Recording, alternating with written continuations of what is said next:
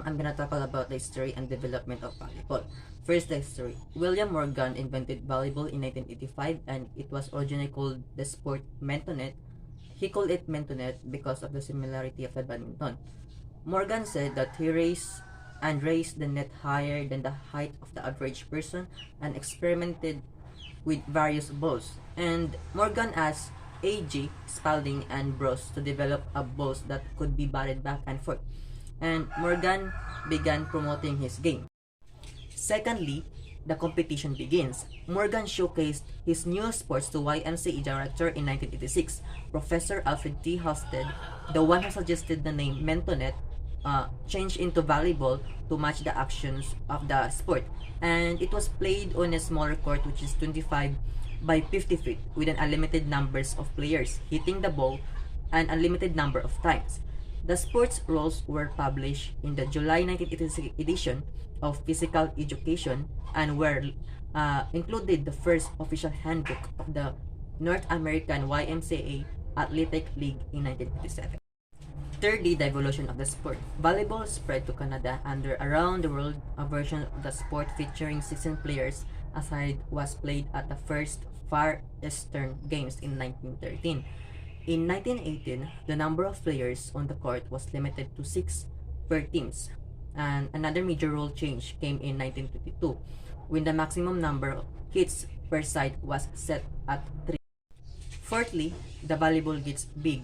The sport became a serious international competition in 1942 with the formation in Paris of Fédération Internationale de Volleyball, with more than 50 million people now playing the sport in more than 60 countries by 1951. And volleyball became part of the Pan American Games in 1955 and Olympics in 1964.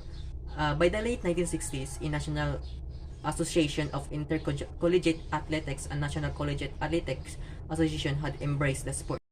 Fifthly, the beach volleyball, which is the outer versions of volleyball, 2-on-2 competitions played on sand, was born as a tournament sport in 1948, and it grows rapidly after its introductions at the 1996 Summer Olympics in Atlanta. And it has been a vibrant professional sports for decades and has become one of the fastest growing sports at the collegiate level. The origins of volleyball in the Philippines, which is first introduced in 1910, which is the physical education of the YMCA Ellswood S. Brown first introduced the volleyball to the Philippines. And then Filipino people began to play volleyball as a backyard sport and games of beach, and then beach volleyball soon follow.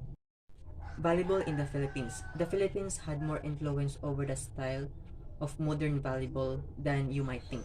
In fact, Philippines volleyball players invented the set and lastly, the history of volleyballs. The early balls, which is originally the game, was played with a bladder from a basketball, but this was too slow and it was not heavy enough. And the second is the Spalding ball, which is the leather outer layer. And lastly, the official balls for 2008 Olympics. This new balls has an 8-panel design to allow more hand contact on the bars for improved accuracy.